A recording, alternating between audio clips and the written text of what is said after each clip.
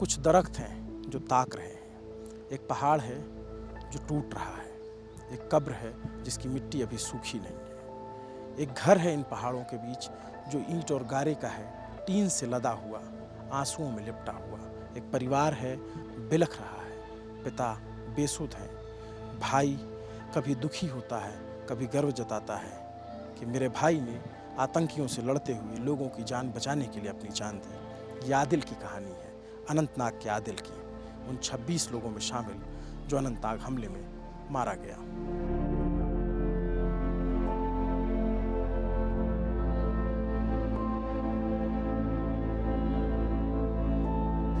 कच्चा मकान है, ऊपर से टीन की हालत आप देख सकते हैं। किसी की जान बचाना जो है सबसे बड़ी बात है। इस बात की बहुत ज़्यादा खुशी होती है, मतलब अपने भाई पे, मेरा भाई जो शहीद हुआ है, इस बात की बहुत खुशी है। दूसरी तरफ से दुख है, बड़ा बेटा था, आप समझ सकते हो, भाई था। मतलब ये जो चूल्हे की बुझी हुई राख है वो ये बताने के लिए काफ़ी है कि ये घर किस दौर से गुज़र रहा है। गन छीनने की कोशिश की है, उसमें उनकी जो उंगलियां जली हुई थी, आधों के हेडशॉट लगे थे, आधों के चेस्ट पे गोली लगी थी, और एक बंदा था जिसकी 3 गोलियां लगी थी, वो मेरा भाई था।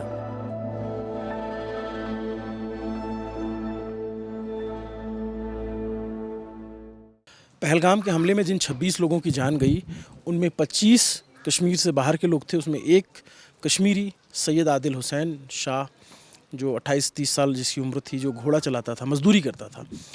एक बहुत ही बहादुरी से उसने लड़ते हुए, और जो वहाँ के से निकले लोग उन्होंने बताया कि कैसे वो आतंकियों से लोहा ले रहा था, आतंकियों से बंदूक छीनने की कोशिश की और उसमें आतंकियों ने उसको गोलियां मारी, 3 गोलियां मारी। हम इस वक्त आदिल के घर पे हैं और ये जो उनका गांव है हपदनाड, अनंतनाग ज़िले में पड़ता है। पहलगाम से तकरीबन कितना दूर होगा ये? 25-30 किलोमीटर।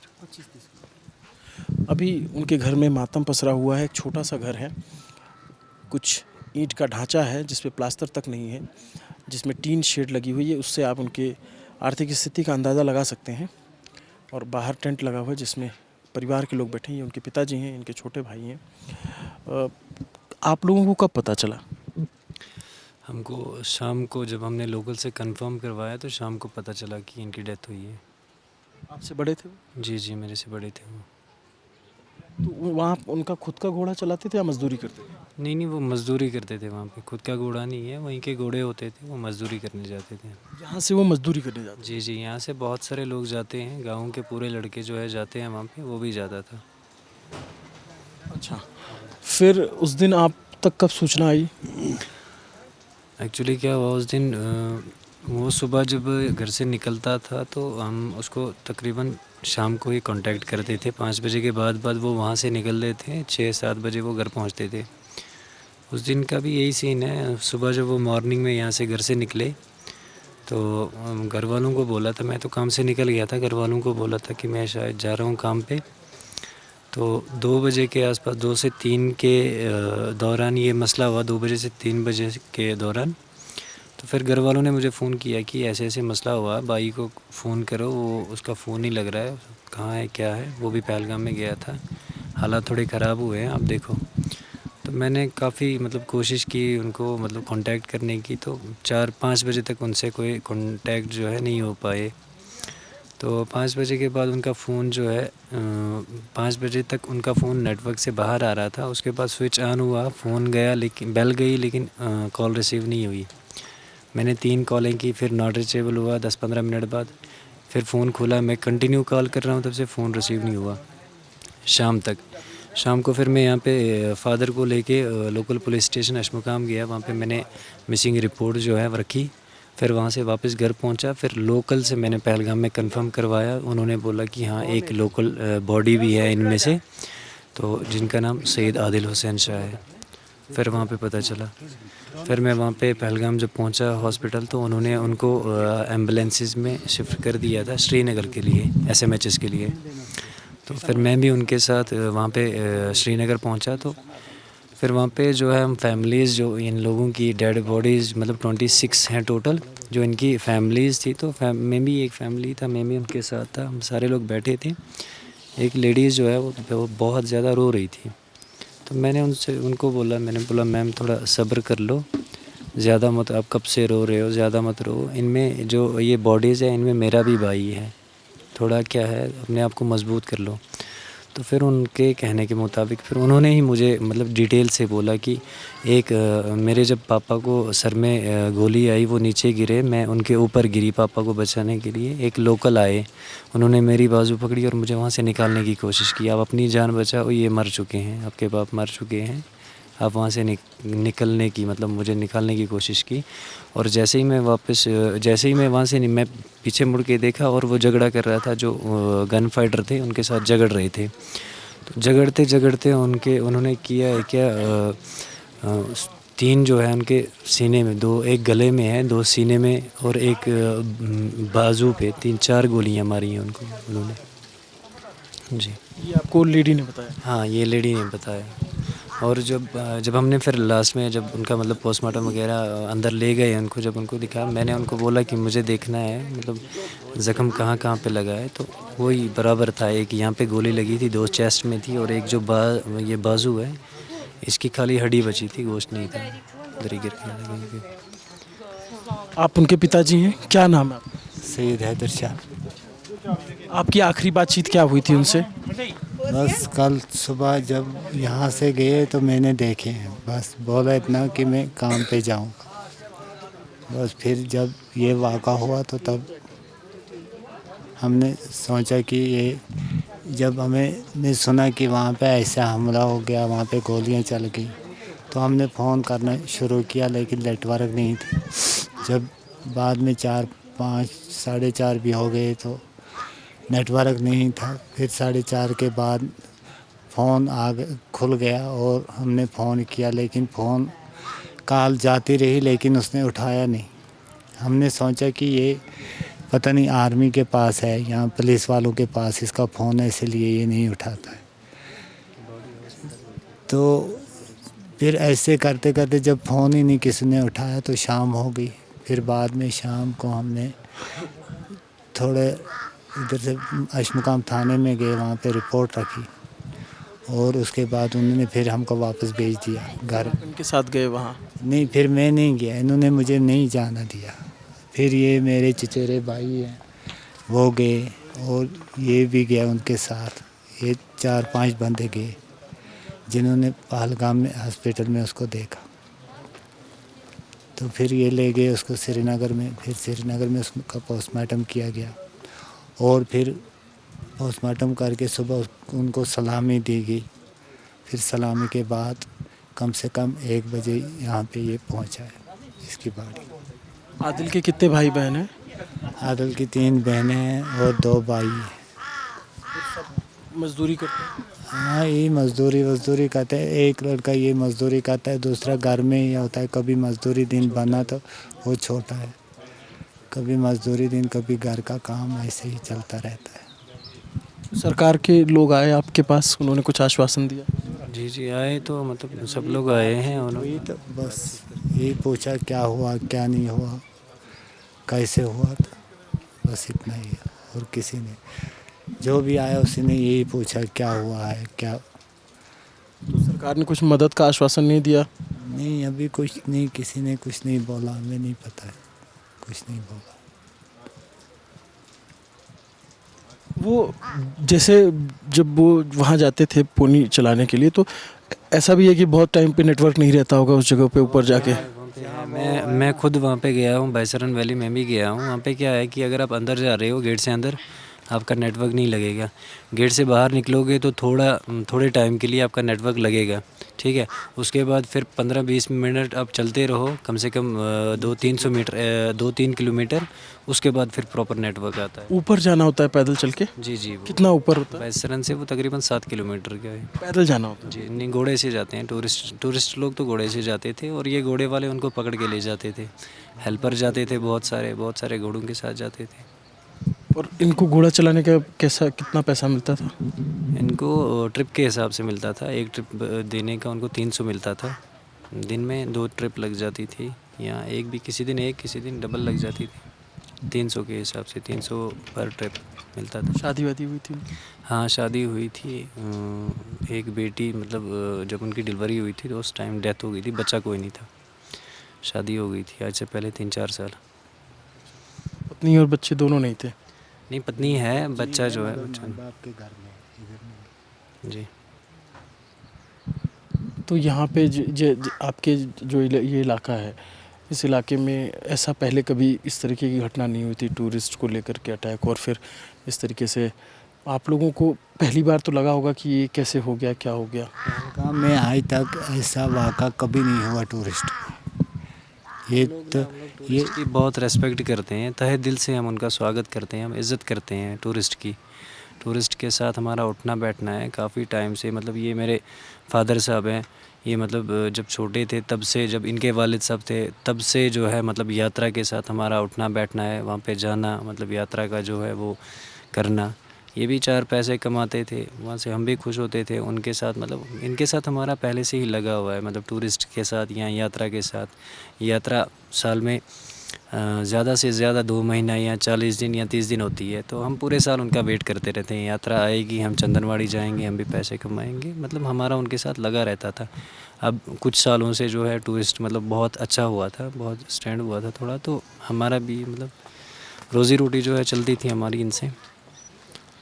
तो ये मतलब फ़र्स्ट टाइम है ये, मतलब ऐसा ऐसा जो वाक़ा हुआ है टूरिस्ट के साथ। लेकिन आज तक कभी ऐसा कोई हादसा नहीं किया गया, मतलब टूरिस्ट के साथ या यात्रा पे अटैक या टूरिस्ट पे अटैक कभी नहीं हुआ। ये पहला वाक़ा है ये जो पहलगाम में हुआ है। पहलगाम आप यात्रा से जुड़े रहे हैं? हाँ, हम यात्रा के साथ बचपन से ही होते थे। बचपन से हम घोड़े लेके जाते थे उधर गुफा में भी, चंदनवाड़ी में भी, शीशनाग में भी, पैंतरनी में, जगह जगह पे।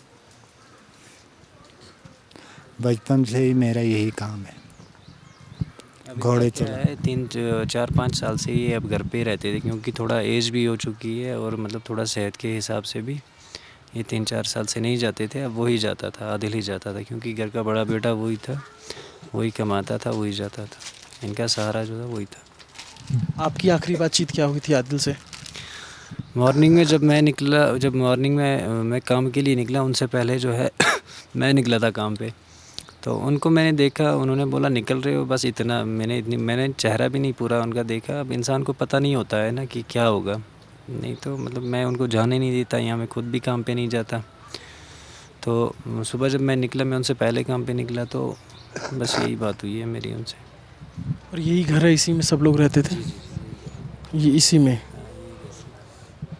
ये मतलब ऐसे यहाँ पे आपने खाने पीने के सब इंतज़ाम कर रखे हैं और पूरा परिवार यहीं रहता है? दिन में कमाते थे और रात को खाते थे। यहाँ पे कमेटी बनी होती है ना, जो कोई जिसकी मौत हो जाती है उस पे भाई कमेटी वाले, ये गांव वाले, महल्ले वाले होते हैं, ये आके फिर 2-3 दिन यही पकाते खिलाते हैं।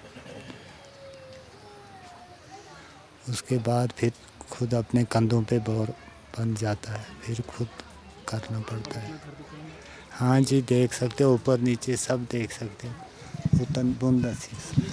आपका घर है, ये वो घर है जिसमें आदिल रहते थे, ये उनके भाई? आपका क्या नाम है? मेरा नाम सईद नौशाद है।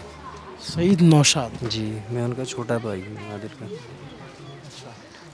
और इसी घर में पूरा परिवार रहता है? जी जी, इसी घर में पूरा परिवार रहता है।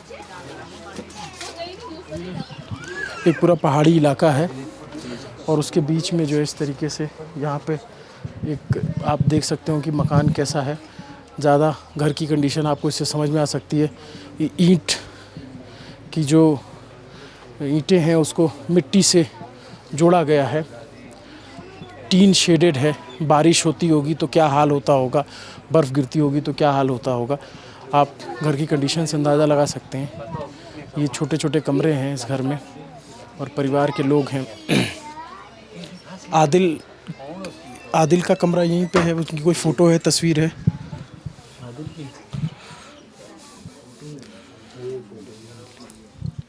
ये उनकी तस्वीर है? जी जी, ये तस्वीर है इनकी।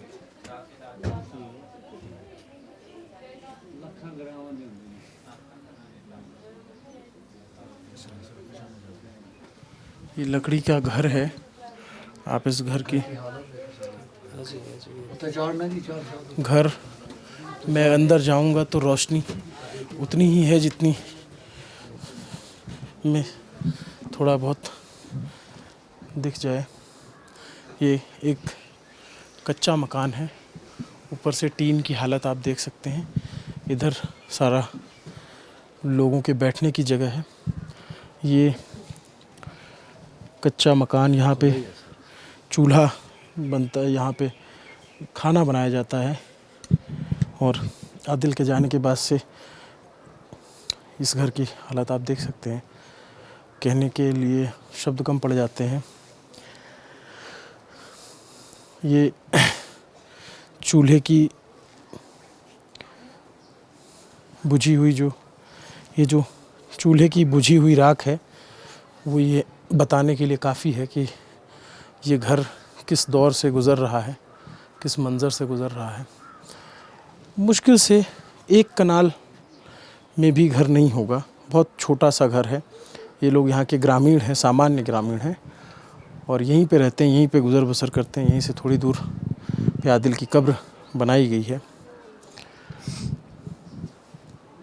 ये जो इंसिडेंट हुआ, इसके बाद मतलब पूरे घर पे, एक पूरे आसपास के इलाके में, पूरे खित्ते में लग रहा है कि कुछ कोई चला गया है, कोई गुज़र गया है। कश्मीर को लेकर के बहुत सारी बातें हो रही हैं, आप लोग तक पहुंचती होंगी। आप लोग को प्रशासन की तरफ से कुछ आश्वासन दिया गया, नेताओं की तरफ से कुछ बोला गया? नहीं, अभी तक तो फ़िलहाल कुछ नहीं है, लेकिन कश्मीर को लेके जो मैं सुन रहा हूँ कि मतलब बहुत सारे ये बोल रहे हैं हिंदू मुस्लिम, ये सब गलत है। क्योंकि मेरा भाई जो है जीती जागती मिसाल है उसका। ये जो बोल रहे हैं कि खाली हिंदू को टारगेट किया गया, नहीं, अब पहले मतलब आप मुस्लिम को बोल रहे हो, उसमें मेरा भाई भी है, वो मुस्लिम है, ठीक है। तो ये गलत बात है। मतलब ये जिसने भी ये हमाकत की है, ये बहुत गलत किया है। उसने इंसानियत का खिलवाड़ किया है, उसने ये बहुत गलत किया है। हम लोग जो कश्मीरी लोग जो हैं, जो भी हैं, मतलब लोकल हैं या कोई भी है, वो ऐसा कभी नहीं कर सकता। क्योंकि हम तहे दिल से जो है टूरिस्ट्स का स्वागत या यात्रा का स्वागत करते हैं। हम उनके साथ उठना बैठना हमारा लगा रहता है। हम 4 पैसे कमाते हैं, हमारे रोज़ी रोटी का जो है यही एक मतलब इन्हीं की वजह से मतलब हमारे जो है घर चलते हैं। जैसा कि आपने देखा, हमारा चूल्हा जो है इनकी ही वजह से जलता था। आज आपने खुद ही देख लिया उसका वो क्या है। बाकी ये जो भी मतलब इन्होंने मतलब गलत चीज़ फैलाई है, वो है, ये है, हिंदू मुस्लिम है, यहाँ पे कुछ नहीं है। यहाँ पे हम हिंदू मुस्लिम सिख ईसाई सारे आपस में मतलब जो है मिलजुल के खाते पीते हैं, उठते बैठते हैं। हम आपस में सारे भाई हैं। तो ये नौशाद जो बोल रहे हैं उसको आप सुन रहे होंगे। मैं इतना बताना चाहूँगा या कहना चाहूँगा कि जैसे जिन लोगों ने अपने परिवारों को खोया, बाकी जो 27-26 लोगों की जान गई, 25 लोगों की जान गई, उनके परिवार वालों ने जो गवाही दी वो बिल्कुल सत्य है कि हाँ, धर्म पूछ करके मारा गया, उसमें उनसे कलमा पढ़वाया गया, जो छोटे बच्चे बता रहे हैं। लेकिन ये भी सत्य है कि जो बचाने वाले लोग थे वो भी यहीं के थे। उसी में एक थे इनके भाई आदिल, वहाँ पे बहुत सारे घोड़े वाले थे। जितना सत्य ये है कि आतंकी जो मार रहे थे और वो धार्मिक रूप से टारगेट कर रहे थे, उतना ही सत्य ये है कि ये अपना धर्म निभा रहे थे, अपना फ़र्ज़ निभा रहे थे, लोगों को बचा रहे थे। जो स्थिति है, जो वहाँ टेरेन है, वहाँ पे फ़ौज नहीं थी, वहाँ पे सीआरपीएफ या आर्मी नहीं थी, जो स्थानीय लोग थे उन्होंने ही बचाया। आप देखेंगे तस्वीर वैसी कि जो कंधे पर लाद करके ले आ रहा है वो भी एक कश्मीरी है, वो भी कश्मीरी नौजवान है, यहीं का है। जितना ये बात है कि पीड़ा जितनी बाकी देश में है, उतनी ही पीड़ा इस घर के अंदर भी है। और ये लड़के ने कैसे बहादुरी की, जाकर के उन गनमैन से लड़ा और फाइट हुआ। ये बात कही जा रही है कि बिना लोकल्स के सपोर्ट के इतना बड़ा हमला नहीं हो सकता। तो ये बात भी सत्य है कि बिना लोकल्स के सपोर्ट के इतने सारे लोग बचाए भी नहीं गए, उन्होंने भी बहुत मदद की है। तो हर सिक्के के 2 पहलू होते हैं, इस सिक्के का भी 2 पहलू है। समझना, देखना आपका काम है, मेरा काम है आपको हर तस्वीर से रूबरू कराना। ललन टॉप का काम है आपको हर व्यक्ति जो भी इस हमले से, इस कायराना हमले से पीड़ित है, उसकी बात आप तक पहुंचाना हमारा काम है, हम आप तक वो पहुंचा रहे हैं। जितना ये सत्य है कि जब उनसे वो छोटा बच्चा जो गुजरात का बता रहा है कि कलमा पढ़वाया जा रहा था, उतना ही सत्य है कि यहाँ पे डॉक्टर जो लगे हुए थे वो दिन रात उनकी बुलेट इंजरी को ठीक करने में लगे थे, यहीं के डॉक्टर थे वो, और वो भी कश्मीरी हैं। तो एक बाइनरी या एक जो लकीर खींची जा रही है, हमें लगता है सच उससे कहीं अलग है, कहीं परे है। तय आप करेंगे, देखना समझना आपका काम है।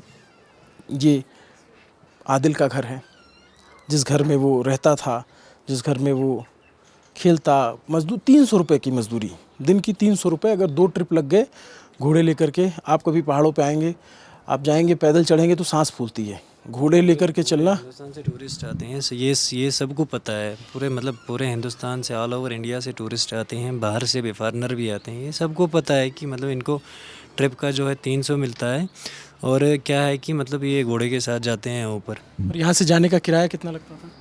यहाँ से जाने का 60-70 रुपये जाने का है, और 60-70 रुपये आने का है। 100-150 तकरीबन मान लो आप। तो आप इससे आदिल की कमाई, आदिल की जो जमा पूंजी रही होगी, उसका भी अंदाज़ा आप लगा सकते हैं कि 60-70 रुपये किराया लगा के जाना, 60-70 रुपये लगा के आना, 120 रुपये दिन का खर्चा।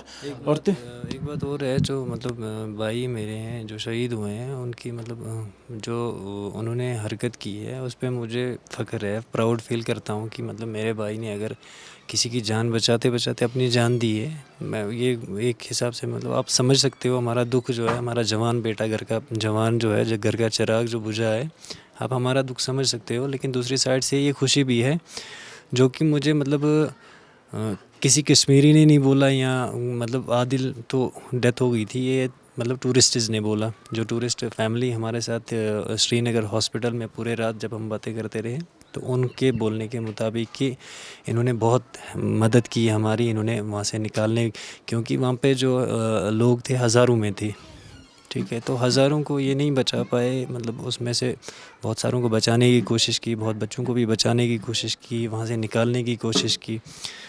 तो एक मुझे बहुत मतलब प्राउड फील होता है अपने भाई पे, बहुत फ़ख्र फील होता है कि हाँ, हमारा जो मतलब ये धर्म है, हमारे धर्म में भी है मतलब किसी की जान बचाना। अगर आप किसी की जान बचा रहे हो तो आप सुन्नत पाल रहे हो, तो सुन्नत पालना जो है सबसे बड़ी बात है, किसी की जान बचाना जो है सबसे बड़ी बात है। इस बात की बहुत ज़्यादा खुशी होती है, मतलब अपने भाई पे, मेरा भाई जो शहीद हुआ है, इस बात की बहुत खुशी है।